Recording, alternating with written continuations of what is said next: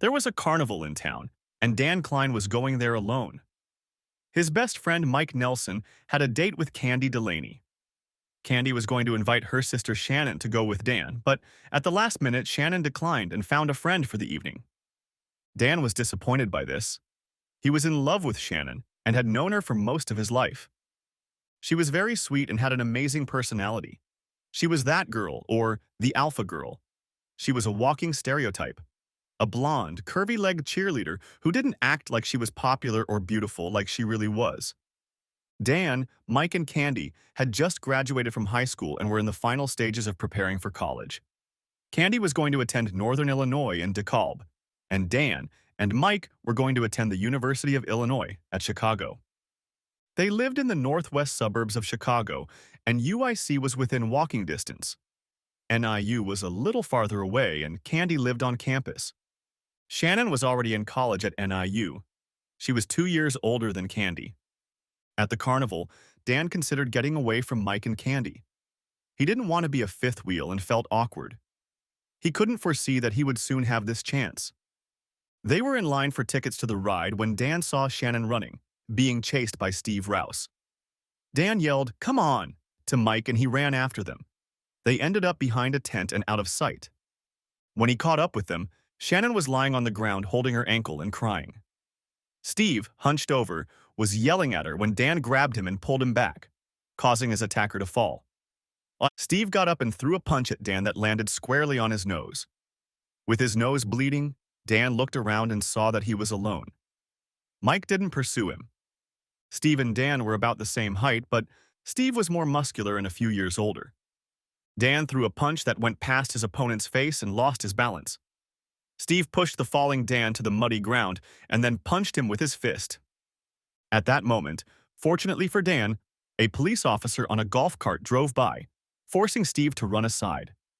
Shannon crawled over to him and checked to see how badly he was hurt. "Did I win?" Dan asked with a smile, sitting down in the dirt. "No, I'd call it a draw," replied Shannon. "How's your ankle?" "I think it's broken. I can't put any weight on it." Dan stood up and looked around. He saw that they were near a medical tent and said, "Come on, I'll help you get to the tent." "Okay."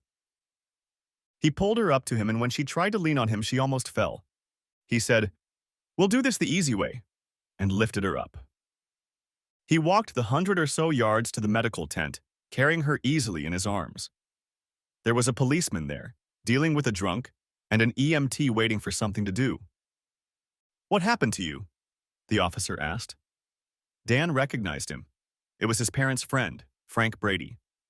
The medic helped her lie down on the table and examined her ankle while Dan and the policeman talked. "Mr. Brady, she was attacked by her companion and hurt her ankle running away from him. I tried to be Mr. White Knight and help her, but I was lucky he got away." "How did it all start?" the officer asked Shannon. "He got mad that I didn't—" She paused, not wanting to say the words. "It's okay. I need to know," he told her. "I said I wouldn't do anything on the Ferris wheel. He was drunk, and he's a mean drunk. When we got off the ride, he pulled me off and told me I would do it voluntarily. There was no way I was going to agree, so I hit him and ran away. I fell behind the tents, and then Dan appeared out of nowhere, and Steve yelled after me. I thought the same thing. I pulled him back, and he pounced on me." Dan added, "Who is this guy?" "Steve Rouse," she replied. "Good. Since you were hurt, I have to file a report.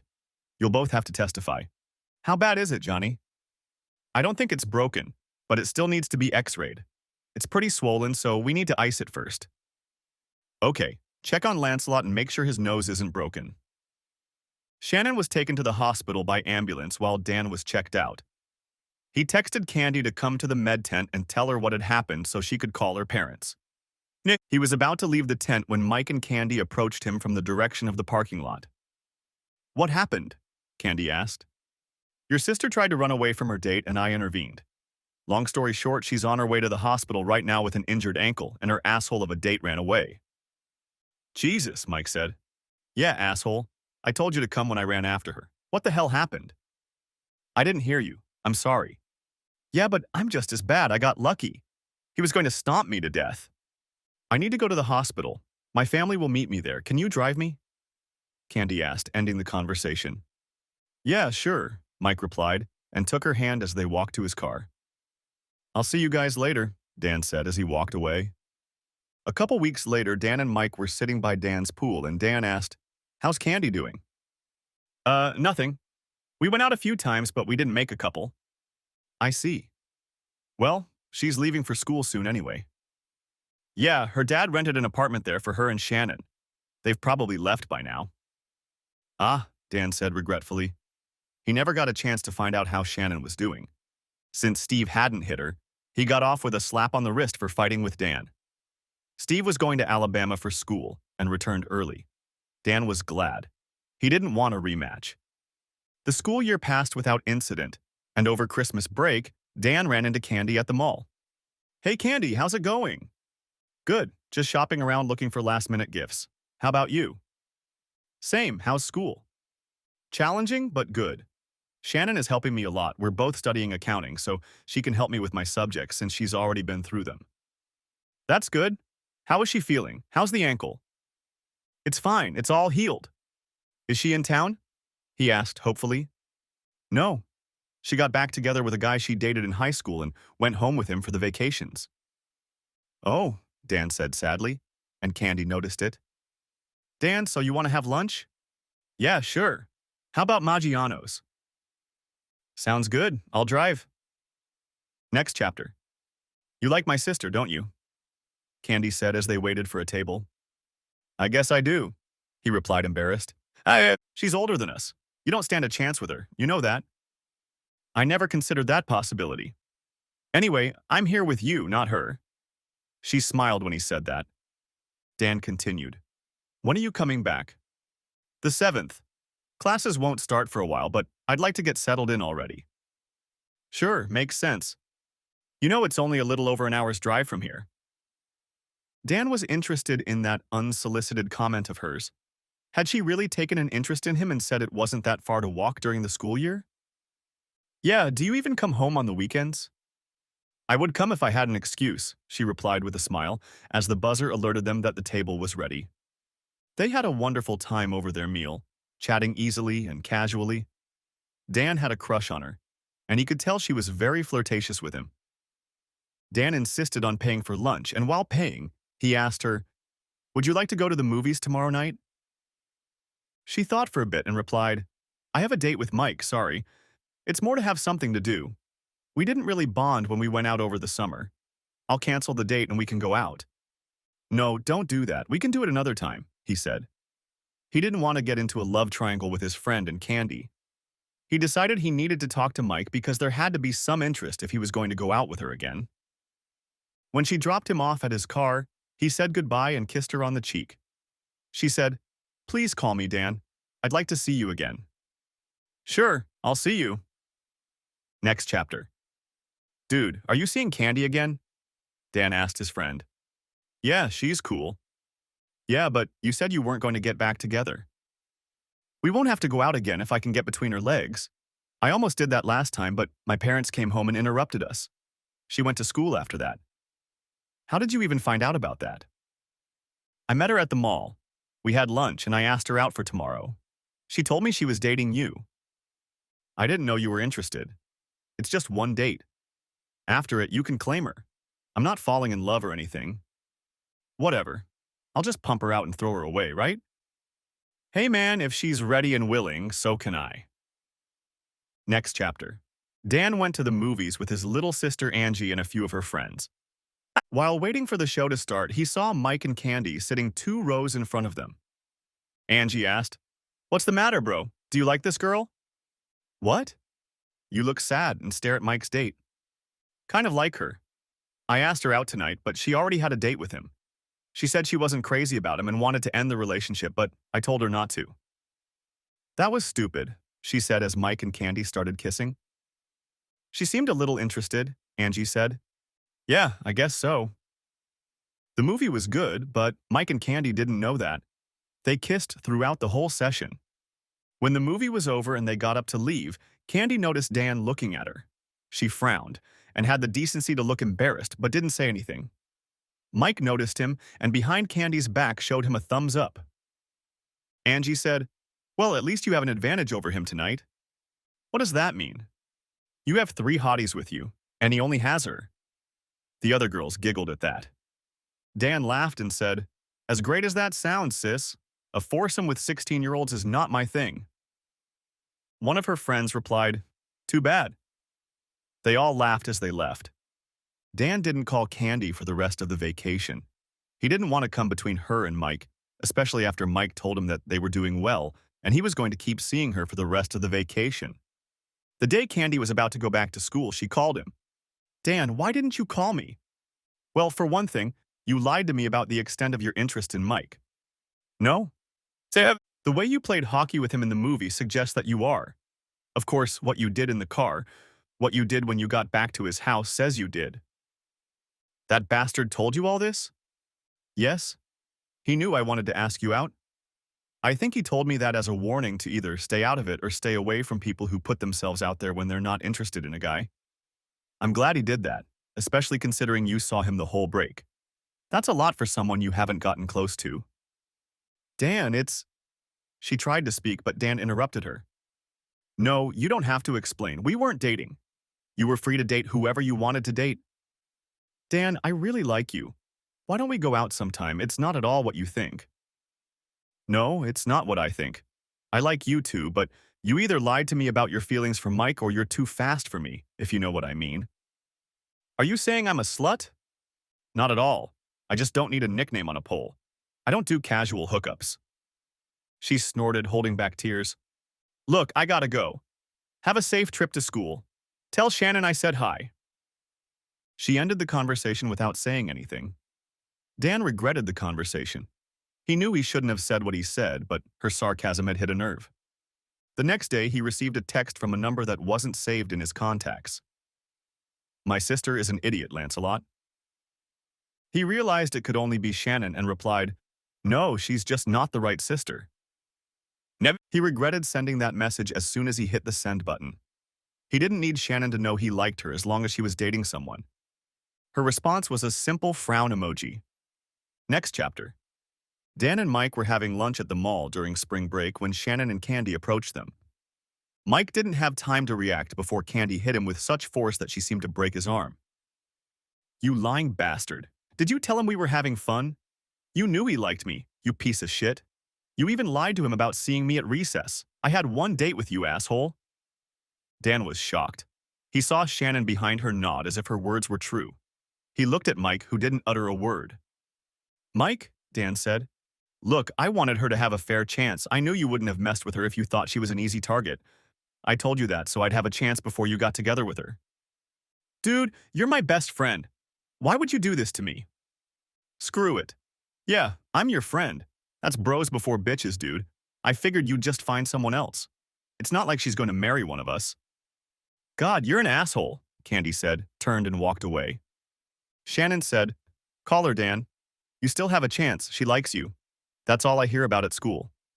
All right. Okay, dude, I need to get you out of my sight. I want to kill you right now, Dan said, getting up and walking away. Mike only shook his head, puzzled. Dan called Candy but got her voicemail. He left a message. I'm sorry I was so rude to you the last time we talked. Why didn't you tell me he lied to me? I guess you thought I would believe my best friend over you. Anyway, call me. She didn't call, but Shannon texted him a week after they went back to school. Don't give up on her. She still talks about you a lot. Dan texted back, is she dating at school? No. Okay, thanks. Over the next few weeks, Dan called her several more times, but she never returned his calls. One Saturday morning, he decided to drive down to DeKalb and see her. What is your address? Dan Shannon wrote. I want to send her some flowers. Oh, I hope that works. And she sent the address. He found the apartment easily and saw her car parked outside. He bought flowers and a soft toy for her and hoped she would talk to him. Shannon was studying and Candy was making dinner when the doorbell rang. Who could it be? Candy asked. Shannon, assuming it was flowers, replied, It's probably for you. Candy opened the door and saw Dan with the flowers. Dan, what are you doing here? Shannon looked up and smiled. I'll leave you two alone, said Dan. May I come in? She took the flowers and the bear and said, Okay, over there. She pointed to the kitchen. He sat down while she made a salad. He had hoped for a warmer welcome, but at least she let him in. Candy, he began, why won't you return my calls? Even if you just want to tell me to back off and leave you alone. I don't. I'm really mad at you for calling me a slut, especially when I had nothing going on with him. I was harsh, but I didn't call you a slut. I just meant that I'm not looking for anything casual. If we're dating, I want it to be a long-term proposition, not a brief fling to break up. That sucks, Dan, because I really thought we were right for each other. I thought we were too. That's why I'm trying now. Yeah, but why? I haven't shown any interest. Well, your sister is working on me behind your back. She told me to keep trying. She laughed and said, I can't even trust my own sister. How about we go to a movie on Friday? I'd really like to take you out. Okay, you win. But are you sure you want a long-distance relationship? She said, smiling. It's only an hour away. I think you're worthy of it. Before she could answer, Shannon walked in. So you two are finally dating? Yes, thanks for telling him not to give up. Hey, I'm just tired of you crying on my shoulder for him. Bitch, Candy said. They started dating and things went well for a few months. During summer vacation, they spent most days together when they weren't working. One Friday, they were supposed to go to a movie, but Candy insisted on driving. Nah. He saw her driving in the opposite direction from the movie theater and asked, Where are we going? To the movies. Where to? To my apartment. Why? Because my sister is at my parents' right now and I want to escalate our relationship. He smiled and said, I like the way you think. When they entered her apartment, she didn't pretend there was a movie going on. She immediately pulled him into her bedroom. Next chapter. Life continued for the next few years. They dated and eventually got engaged, planning to get married. Shannon married her boyfriend the summer before Dan and Candy's senior year. They settled in the same town where they grew up. Dan and Mike remained best friends. They were a little tense after the breakup, but they got through it. Candy even warmed up to him after a while, which surprised Dan, but Mike would be the best man at Dan's wedding. A week after graduation, Dan and Candy moved in together. They both got jobs in their hometown and moved into an apartment a mile away from Shannon and her husband Aaron. On a cloudy Tuesday evening, the door buzzer went off in their apartment. Dan pressed the intercom button. Who's there? He asked. It's Shannon. Help me, please. Without answering, he ran out of the apartment and ran down the stairs. Shannon, oh my God, he said as he opened the door on the stairs and saw her bleeding lip and swollen cheek as she clung to his left arm. She collapsed into his arms and sobbed uncontrollably. Candy walked over and took her in her arms. What the hell happened, sis? I caught him cheating and tried to kick him out. He just laughed at me and I started punching him in the chest. He tried to stop me from hitting him and pushed me away, but I lost my balance and fell down the stairs. Candy held her for a few minutes and then said, We need to get you to the trauma center. It looks like you have a broken arm. It wasn't his fault. I hit him. Okay, we'll take care of that later.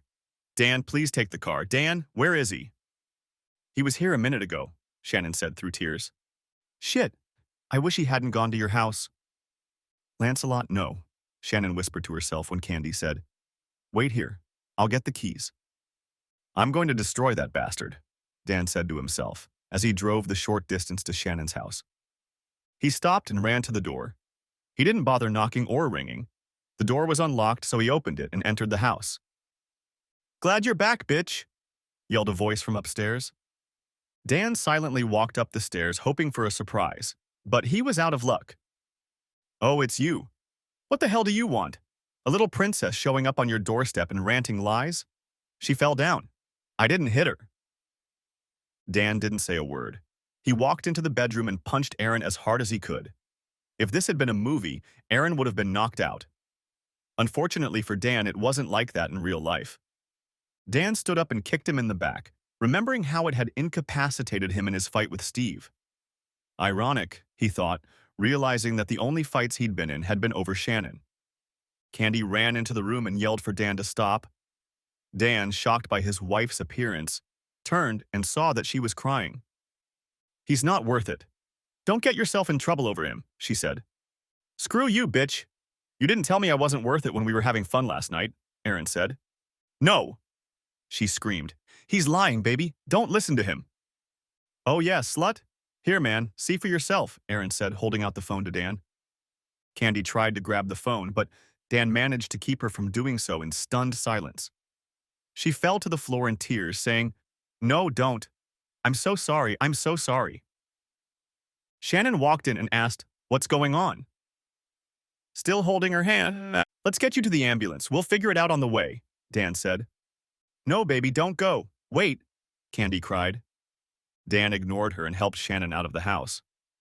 Next chapter. Dan, tell me what was going on in there, Shannon asked. Your husband told me he entertained Candy last night.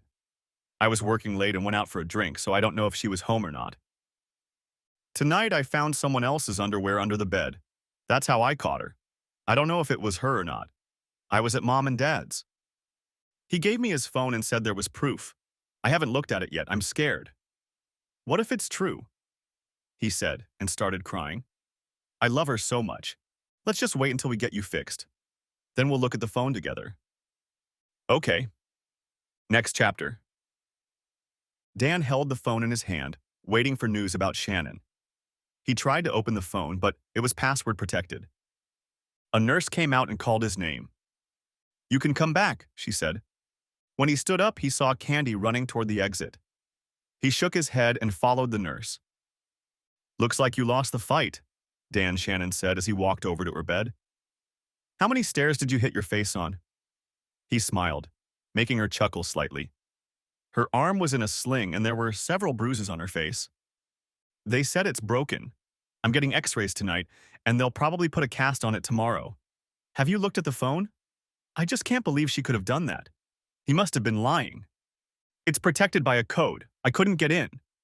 Try 117711. He typed, I'm in. He went to the Messages app and looked through the messages first. He saw a recent chain with the initials CD.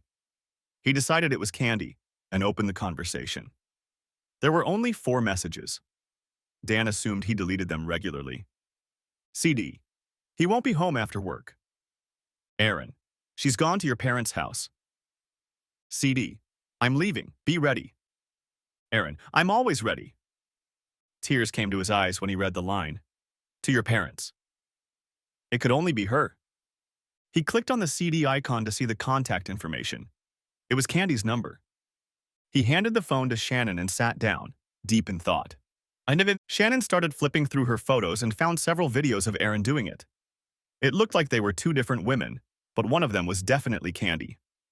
Damn, there's this video, she said, texting back to Dan. There are 4 of them, but only the one with Candy.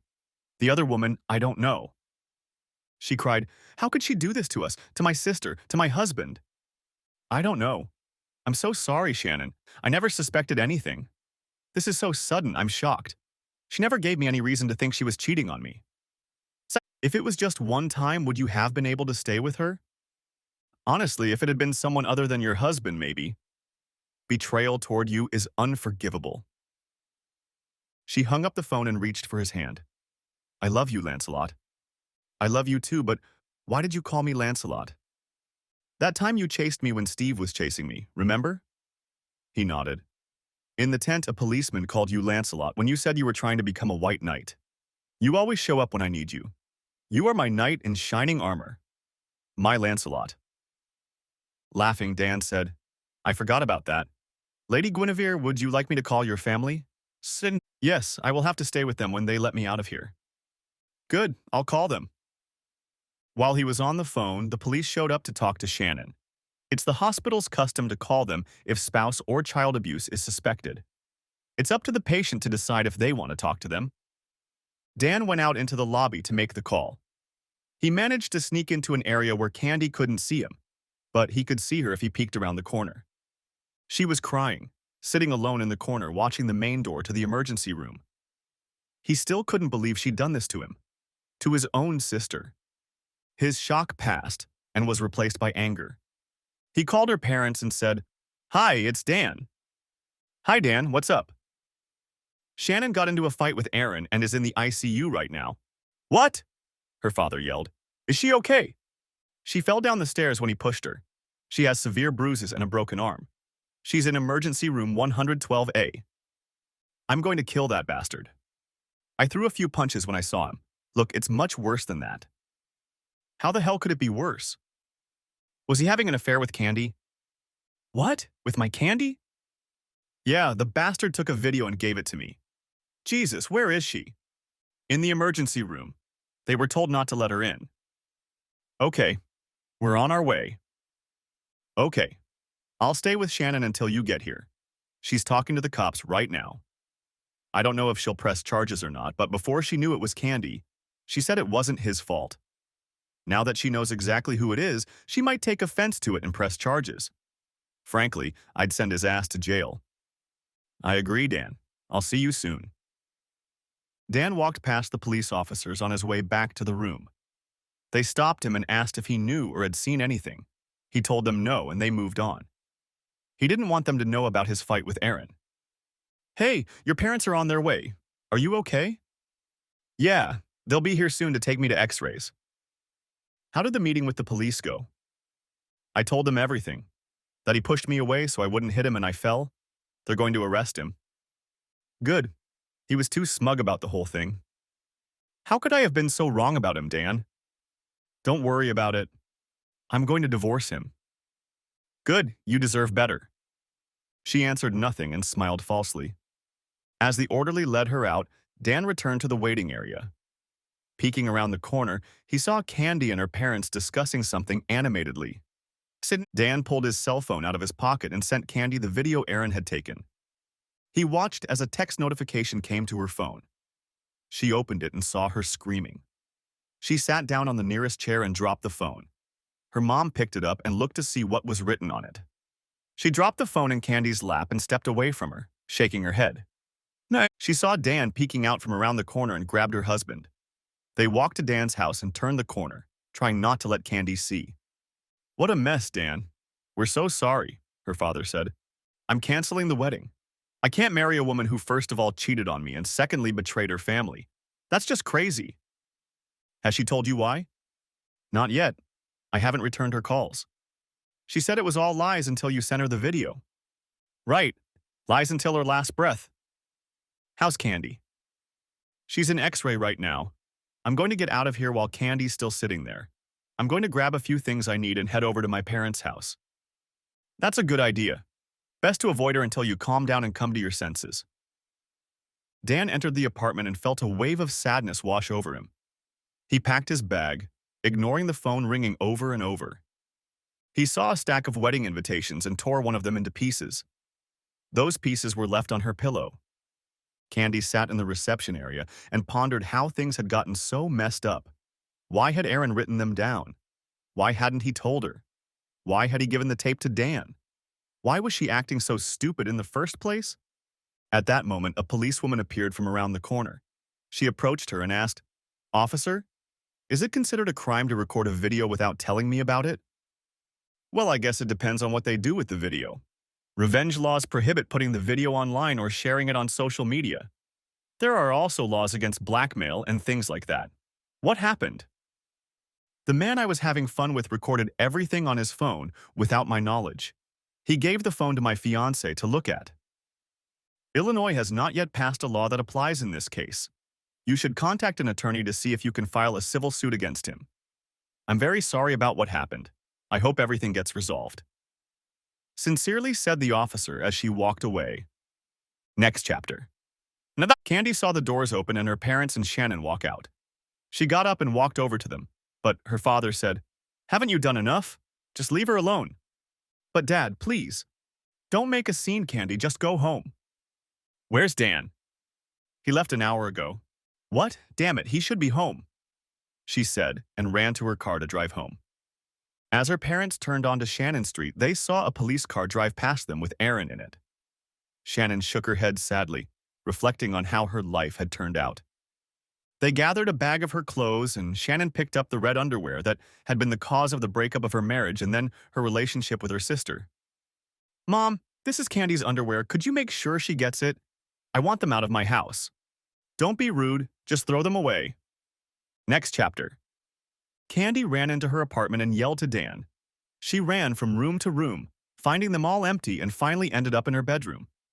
She sat down on her bed and cried. After a few minutes, she put her head down on her pillow and found the tattered invitation there.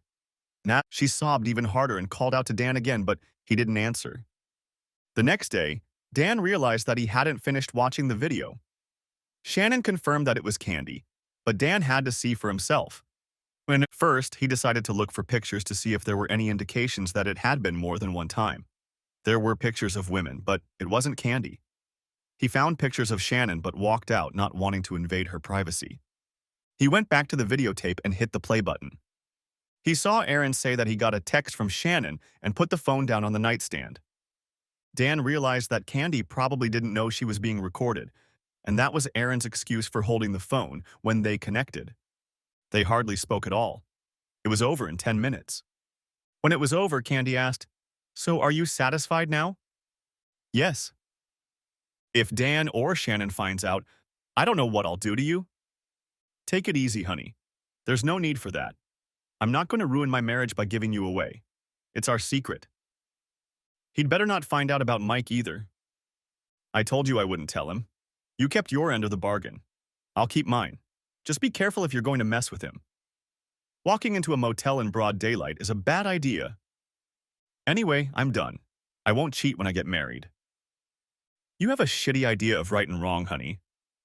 "No. Once I take wedding vows, I'm committed. I didn't make any vows when we started dating or when we got engaged." "Wow, girl, if you don't think what you're doing is wrong, why do you have to do it to me for me to hide it?" "He doesn't need to know. That's all that matters. For now." Then the video stopped and Aaron smiled into the camera. Dan threw the phone at the wall and yelled, "Damn it!" His mom ran in and asked, "What, honey? Is everything okay?" "No, just found out she cheated on me with Mike too." "Oh, Dan, I'm so sorry." "Yeah, me too, Mom. Me too." Next chapter. Dan continued to ignore Candy's calls. He needed to deal with Mike and he didn't want him to blab. He could only hope Candy hadn't watched all the videos and found out he was involved. Dan texted Mike, "Drinks tonight, bro? I want to talk about the bachelor party." "Yeah. Bill at 7 o'clock? That's great." Bill's Pub is a mall bar with a parking lot on the side of the building. It was the perfect place for a robbery. Dan called his high school friend Javi and told him about the quid pro quo. One day during sophomore year, Javi and Dan were together and saw Javi's girlfriend making out with another guy. Javi beat him to a pulp, and his girlfriend ran away and called the police. Dan told the cops that the first punch was thrown by the other guy, who taunted Javi by hurling other insults about him stealing his girlfriend. In the end, Javi only got off with a fine and a few hours of community service. This was less than the other guy who was considered the instigator. Javi always thought Dan had kept him out of jail and promised to pay him back someday. That day had come. Dan was sitting in the parking lot and saw Mike pull up. As soon as Mike got out of the car, he was grabbed by one of the two masked men waiting for him. The second guy grabbed Mike's wallet and punched him several times in the stomach. The attackers ran away and Dan got busy with Mike. "Are you okay? What the hell was that?" "They took my wallet." "Shit, do you need an ambulance?" "No, just call the police." Dan called the police and they filed the necessary robbery report. Next chapter. Dan finally got tired of Candy's calls and answered the phone late at night. "Hello?" "Dan, baby, it's not what you think." "No," he interrupted her and said, "How long have you been having fun with Mike?" "Dan, no, this is crazy. Look at the video. We're done. I'll take my shit and you can keep your apartment." "No, Dan, wait," she said as the connection broke. Candy grimaced as she watched the video when she saw that their post-coital conversation was there as well. She burst into tears again. And then she realized that she had proof that he had blackmailed her with his words. "Let's see what the cops think of this," she said to the empty room. Next chapter. Dan went to the Delaney house to check on Shannon. Her mom let him in and gave him a hug. She apologized for Candy's actions and thanked him for helping Shannon again. He made his way to Shannon's old bedroom where she was lying on the bed looking up at the ceiling. He noticed the fresh cast on her arm and said, "Can I be the first one to sign it?" She jumped up and hugged him, sobbing against his chest. "Why, Dan? How could she do this to us?" "I watched all the videos today. They talk about it. He blackmailed her. He caught her at the motel with Mike. Mike? Oh my God. Yeah, I just can't understand it. They've been having fun with each other since the beginning? That show at the mall where she gave him a stupid slap was an act? I just don't know what to think. Did you talk to her? Not for long. Long enough for her to lie to me and for me to tell her it was over between us. What are you going to do, Shannon?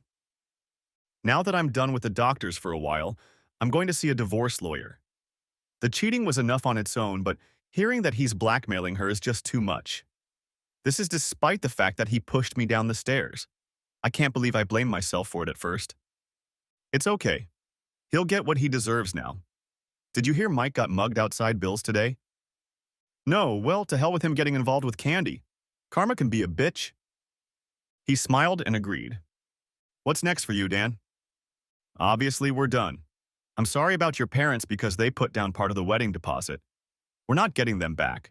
I think I'm going to move home and restart my life. Stay in touch, Dan. We can be a support for each other. I know I'll definitely need it. Sure. I'm sure I'll need a shoulder to cry on too.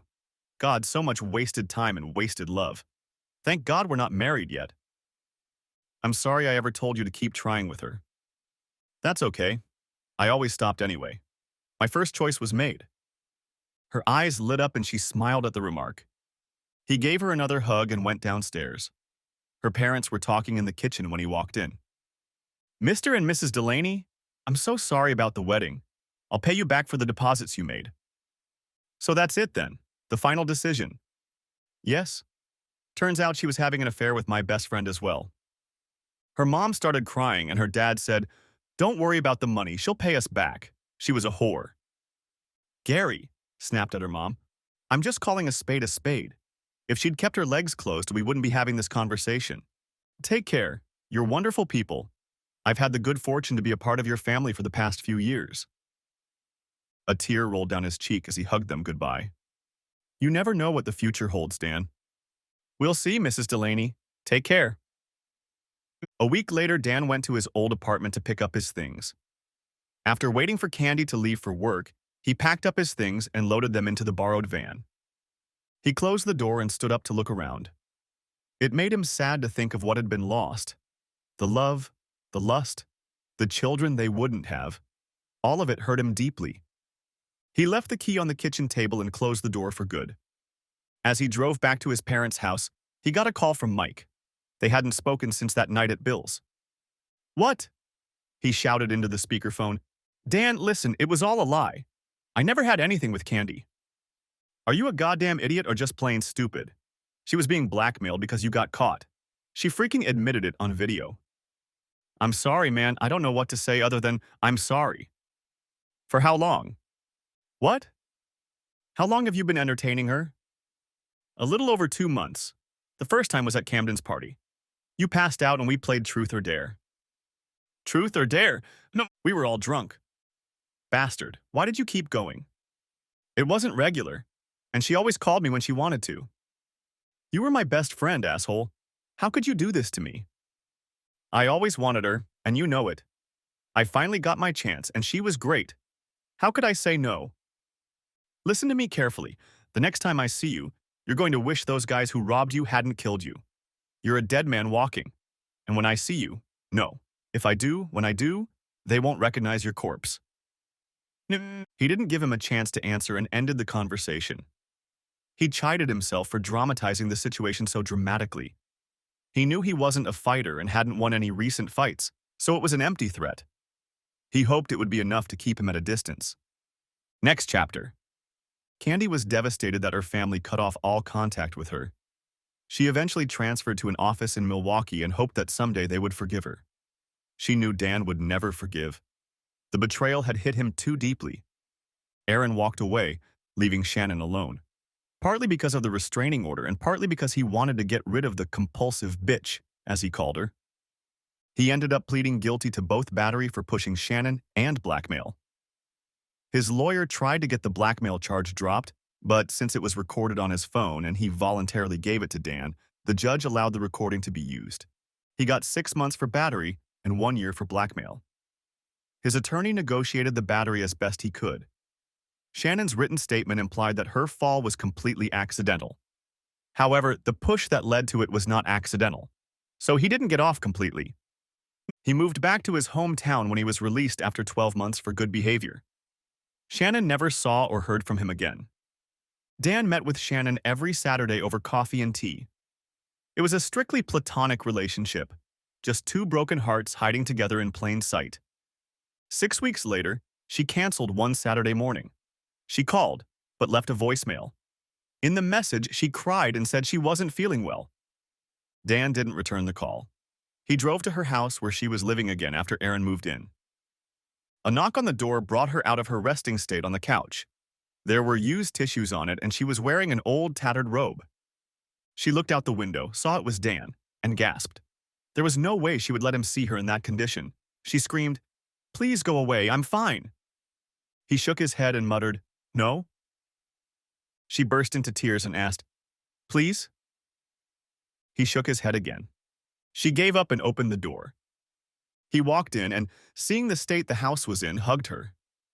"What happened? I was supposed to be your shoulder, remember? I'm pregnant." "Oh, shit." "Yeah, goddamn shit. Come on in, let's bring you back down to earth. I'll make you some tea." He went to the kitchen and brought her a capsule of green tea. She had a Keurig coffee maker that she used to make tea. It was easier than heating a kettle. Now, he set the tea down for her and started gathering up the napkins and throwing them in the trash can. Once settled, he sat down next to her and put his arms around her and pulled her to him. She cried and sobbed in his arms for 10 minutes in silence. Finally, she spoke. "I'm almost 3 months along. Because of the stress, I didn't realize I had missed my period." "And who's the father?" Dan joked, for which he received a slap. "Trump, of course. I'm not a cheater." "Of course you're not." "What am I going to do, Dan? I'm totally screwed. I'll be divorced in a few months and my baby will be born nameless. I've already decided I'm never going to let Aaron find out about the baby after what he did, and I'm scared to death. I don't want him in my life at all. The first thing you're going to do is take a shower. Once you've refreshed your body, I'll take you to the cafe we've been going to every week for the last month or so. This isn't the end of the world for you. It's the beginning. You're going to have a baby. A beautiful little piece of you that will make a president or a doctor in the future. I envy you so much. I won't be able to raise a child on my own. Shannon, you're a beautiful woman. There's someone out there waiting for you, I'm sure of it." "Easy for you to say," she said, getting up to go to the shower. She heard him say quietly to himself, "Wrong sister," as she went upstairs. While she showered, he cleaned up the house a bit. He cleaned up the mess in the living room and loaded the dishwasher from the sink full of dishes. When she came downstairs, she saw him wiping down the counters. "Why are you cleaning my house?" "Huh? I'm not cleaning. I'm putting things in order." "Never mind, let's go." Sitting in the cafe, he ordered black coffee for himself and tea with non-fat milk for her. She smiled, for he always remembered her order. "What?" he asked, looking at her smiling face. "How nice of you to remember my order. We've been doing this for a long time." "I know, but if you didn't care, you wouldn't pay attention to little things like that." "Of course I care. How many punches in the face do I have to get before you realize that?" She turned away and brushed away a tear. "I'm sorry," she said. "I'm just hormonal." "You're pregnant. I guess I should get used to this being the new normal. Let's change the subject from hormones. Have you told your parents yet?" "No, it scares me too." "You know you have to do this before you show your face in public, right?" "I know, but I don't think they'll be mad. They want to be grandparents very badly. They've just been under a lot of stress lately. Both of their daughters' marriages have broken up. Well, at least it hasn't happened to yours yet." "Do you want me to come with you? Maybe I can take my mind off my emotions?" "I can't ask you to do that. It's not your problem." "You didn't ask for it. I suggested it myself, and it's not a problem.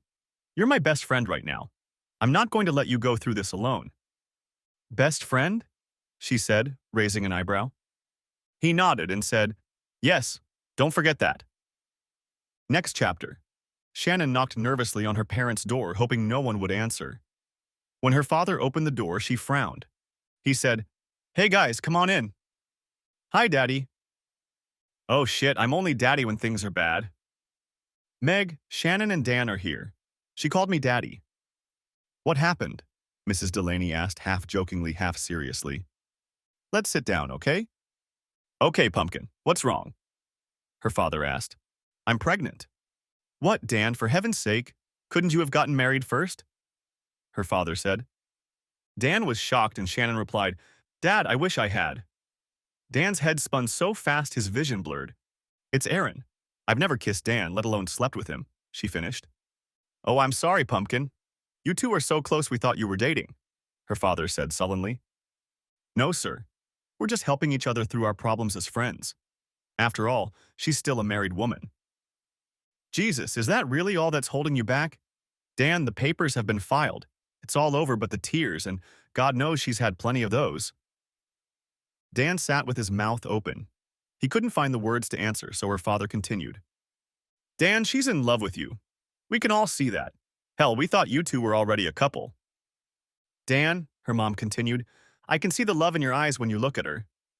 Dan took Shannon's hand and said, You didn't want me when we were younger. I didn't think you had these feelings. What? Shannon said. I've loved you from afar for years.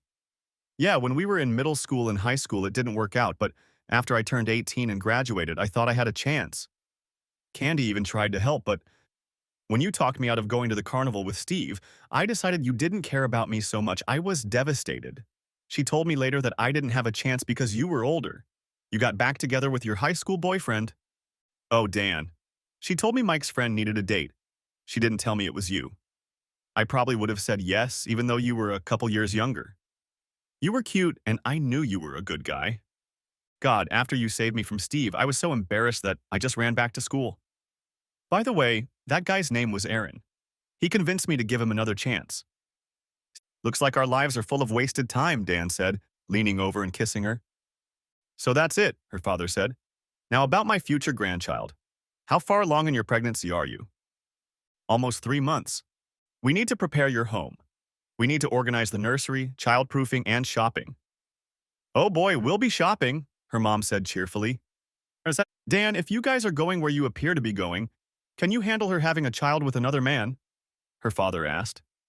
Shannon flinched and said, Dad? No, that's a valid question. I certainly haven't had time to think about it, but I don't see it as a problem. Especially since you don't want Aaron interfering in her life. That was the impetus for action. Shannon cried tears of joy for the first time in months. I love you, Dan. He kissed her again and said, Sweetheart, I love you even more. Her mom clapped her hands and said, Let's start planning. A few weeks passed, and although they saw each other several times a week and talked on the phone every day, Dan realized they had never gone on a real date. He immediately sent flowers to her office and typed on a card, Would you like to go to the movies on Friday? At 3 o'clock, he received a text saying, I was wondering if you would ever ask me out on a date. He responded as stupidly as a man had never responded to a woman before. I had to work up the courage to appear in public with a pregnant woman. As soon as he hit the send button, he realized he had screwed up. She couldn't see his face or realize it was a joke. He grabbed his coat and ran out of the office. She worked a few miles away, so he got there quickly. He dashed past the reception area and back to her cubicle. She had her back to him and didn't notice him coming toward her. He startled her by saying, That was a joke? She turned around and laughed. You came here to tell me it was a joke? I knew it, silly. She saw the fear in his eyes and the fact that they had turned red. My God, did you really think I'd be upset? She stood up and hugged him. You're an idiot. I knew you were joking. Sandy, what did I just do? Sandy, who was sitting in the next stall, said, She suddenly burst into laughter and showed us the stupidest message we've ever seen. You're either the biggest idiot in the world or the luckiest idiot. Dan smiled and said, Definitely the luckiest person in the world. He kissed her and said, Well, that's enough drama for today. I'll let you all get back to work and you can laugh at me in peace. Next chapter. Dan picked her up on Friday in his best suit. He had reservations at Ruth's Chris Steakhouse and the suit wasn't required, but it was their first official date. She opened the door and said, My goodness, you wash so well. He didn't respond right away because he was absorbed in how beautiful she was. Oh shit, she said. I can't figure out what part of me has rendered you speechless. Can I guess? Smiling, he replied, your belly button. Your pregnant belly is beautiful. I love you. She smiled, held back tears, and replied, I love you even more. After dinner, he drove her home and walked her to the door. She patted him on the shoulder and said, Dan, could you come inside and we'll have a little fun there? So they did. When the time came, Dan started going to all her doctor's appointments and LeMay's classes. Everyone assumed he was the baby's father, and he never tried to change their minds, and neither did Shannon. She was proud that people thought Dan was the father. Dan was already pulling up to his apartment when he saw Shannon sitting on the porch. What's up, honey? He asked. She handed him an envelope and said, my divorce is final. That's great, he said. What happened? I don't know. Nothing? Everything? I think my failure as a wife is final. How can you possibly want me? Erin clearly wasn't enough of me. Dan realized what was happening. She'd been insecure about her small weight for a long time, and she was also always afraid that he would change his mind about her and go off to a non-pregnant girl with whom he would have a child of his own. Dan had been waiting for this day for months. He took her hand and led her to his apartment. Opening the door, he pulled her inside. Please have a seat. I'll be right back. He made his way to the bedroom and rang the bell. Mr. Delaney, I'm sorry to do this over the phone, but your daughter received the final divorce papers today. She's in complete distress, sir. I'd like your permission to marry her. Jesus, son. You got it the first time with Candy, and no doubt you'll get it now. Go and make an honest woman of her, and then come and show the ring to her mother. I'm sure you've already bought it. Yes, sir, thank you. I'll see you soon. Hey, babe, could you come in for a minute? Dan asked. You're making your pregnant girlfriend walk all the way. Dan was on one knee when she entered the room. She froze halfway through and started crying. Shannon, please make me the happiest person in the world and help me fix our mistakes. Help me stop wasting love and time, and give our child a father. Will you marry me, my love? Yes, oh God, yes. Thank God, he said. I have waited almost all my life for you to say that to me. God, how much time has been wasted, she said, kissing him. The end. Thanks for watching, hope you enjoyed it. Subscribe to my channel and watch for the next video.